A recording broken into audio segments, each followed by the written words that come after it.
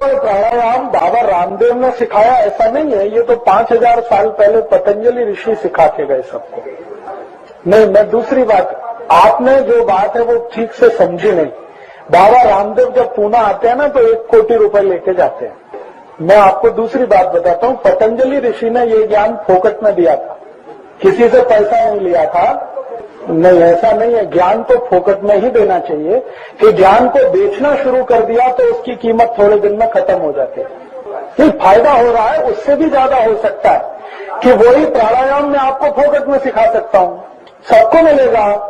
आप अगर रामदेव जी के रास्ते पे जाएंगे तो खतरनाक हो जाएगा, क्योंकि गांव आप योग प्राणायाम पैसा लेके सिखाएंगे तो बहुत तकलीफ आएगी।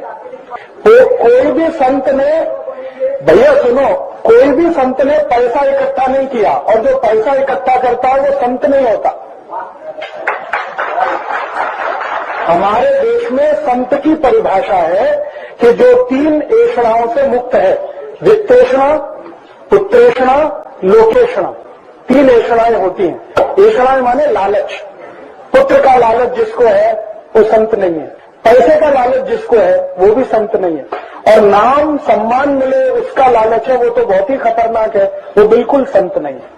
तो आज के जो संत हैं वो कोई भी हो, बाबा रामदेव मेरे दोस्त हैं, फिर भी मैं उनको ये कहता हूं कि आप संत तो बिल्कुल नहीं है, आप योग प्राणायाम का व्यापार करने वाले व्यापारी हैं। जिस दिन आप निःशुल्क शिविर लेंगे उस दिन हम कहेंगे कि आप संत हैं, क्योंकि आपने जिस गुरु से सीखा उसने कोई शुल्क नहीं लिया, तो आप कैसे शुल्क ले रहे हैं किसी ज्ञान के लिए? ये तो ज्ञान को बेचना हुआ, और ये तो अंग्रेजों से भी ज्यादा खतरनाक है। भारत में कोई भी संत को पैसा लेना ये बहुत बड़ा पाप है। संत के लिए तो है कि पैसे को छूना भी नहीं, क्योंकि उससे ऐषणा पैदा होती है, लालच। और उनका लालच पता है कितना बड़ा है? 100 कोटि इकट्ठा किया, अभी पेट नहीं भरा, अब कहते हैं 1000 कोटि इकट्ठा करूंगा। पहले जब वो निकले थे योग प्राणायाम सिखाने तो कहते थे 100 कोटि आएगा तो बस। अब 100 कोटि से बहुत जास्ती आ गया, 600 कोटि आ गया, अब कहते हैं 1000 कोटि आएगा तो बस। तो टाटा बिरला और रामदेव में अब क्या अंतर है? जबकि पतंजलि ऋषि ने योग प्राणायाम को बताया कि ये जीवन की सबसे आवश्यक ज्ञान है, इसलिए निःशुल्क मिलना चाहिए सबको, और उन्होंने उसका बिक्री शुरू कर दिया। अब पुणे में कोई गरीब आदमी कैसे सीखेगा योग प्राणायाम? वो तो 2500 रुपए की टिकट नहीं ले सकता, 5000 रुपए की। लेकिन बीमारी तो उसको भी है, बीमारी कोटिपति को भी है, गरीब को भी है, तो गरीब तो बीमारी से बाहर निकलेगा ही नहीं कभी। तो संत की परिभाषा जो है, जो 3 ऐषणाओं से मुक्त है, लोकेषणा, वित्तेषणा, पुत्रेषणा, पैसे का लालच नहीं, घर परिवार का लालच नहीं, और मान सम्मान का लालच नहीं, वो संत होता है। अब ढूंढो कौन है संत ऐसा? बाबा सातारकर है क्या? मैं एक बार गया, मैंने कहा हमारे यहाँ भजन कीर्तन करने का, वो 50,000 रुपए पहले लाओ, फिर डेट मिलेगी। मैंने कहा अरे आपको तो संत कहते हैं, तो उनका जो कहते हैं सो कहते हैं, 50,000 पहले लाओ, उसके बाद डेट मिलेगी, वो 3 महीने बाद, 6 महीने बाद। तो मैंने तो उसी दिन से छोड़ दिया कि ये तो कोई संत नहीं है, ये सब धंधा करने के लिए निकले हैं। किसी को 50,000 लेना, किसी को 25,000, किसी को 10,000, किसी को 5,000। कोई अपनी सदिच्छा से दे वो बात अलग है, भावना से दे। आपने रेट फिक्स कर दिया, 50,000 चाहिए, 25,000 चाहिए, 15,000 चाहिए। ये तो हाँ, आसाराम बापू का 5 लाख रुपए, उनका रेट 5 लाख रुपए। आप बुलाओ उनको, 5 लाख से कम पे नहीं आते। और उसके बाद एसी गाड़ी चाहिए, नया घर चाहिए, एयर जो हवाई जहाज का टिकट चाहिए, वो सब अलग चाहिए। फिर उनके जो चेले चंगाटे आएंगे उनके लिए अलग से चाहिए। तो इसलिए मैंने कहा कि ये देश की सेवा नहीं, अपनी सेवा करा रहे हैं। पैसा इकट्ठा कर करके लेके जा रहे हैं, कोई हरिद्वार लेके जा रहा है, कोई अहमदाबाद लेके जा रहा है। परदेशी कंपनी लूट के परदेश लेके जा रही है, ये हमारे गांव से लूट के अपने गांव लेके जा रहे हैं। और वो कहते हैं हरिद्वार में आश्रम बना रहे हैं, तो आश्रम 1000 कोटि में बनता है क्या? और जहां आश्रम बनाना है वो उसका भी नियम है। भारत के शास्त्रों में सब नियम है। जैसे आपने पुणे से पैसा इकट्ठा किया तो आश्रम पुणे में ही बनना चाहिए, हरिद्वार में क्यों बनना चाहिए? क्योंकि जिन्होंने पैसा दिया उनको क्या लाभ मिलेगा आपके आश्रम का? अब पुणे वाले कोटि रुपए 2 बार दे चुके हैं रामदेव जी को, और उनको बीमारी आएगी तो हरिद्वार जाएं, फिर वहां से ठीक करा के लाएं अपने को। तो ये तो बहुत खतरनाक धंधा है भाई, इसमें संतपना कुछ नहीं है, ये शुद्ध व्यवसाय है। किसी ने योग प्राणायाम का चालू कर दिया, किसी ने भगवान राम का व्यवसाय शुरू कर दिया। राम कथा कह रहे हैं 5 लाख रुपए की, कृष्ण कथा कह रहे हैं 5 लाख रुपए की, ज्ञानेश्वरी की कथा कह रहे हैं 5 लाख रुपए की।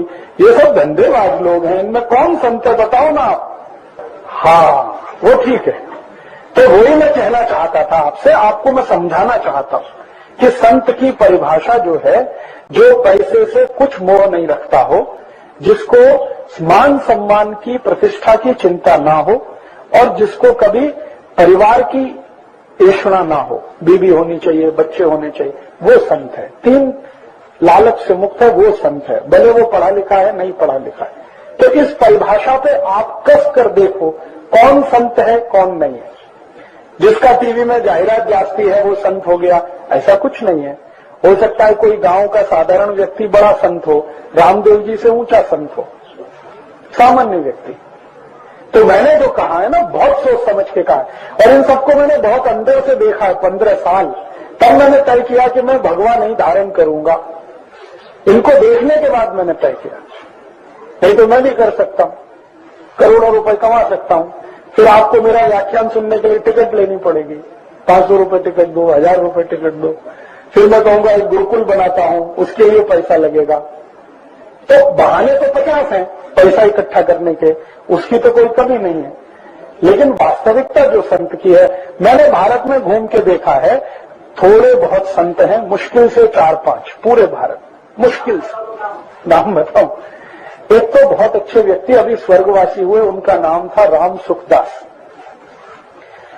राम सुखदास जी महाराज ऋषिकेश में थे, वो सच में संत थे।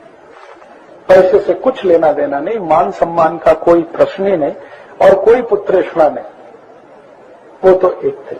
एक अभी दक्षिण में है, जीवित है।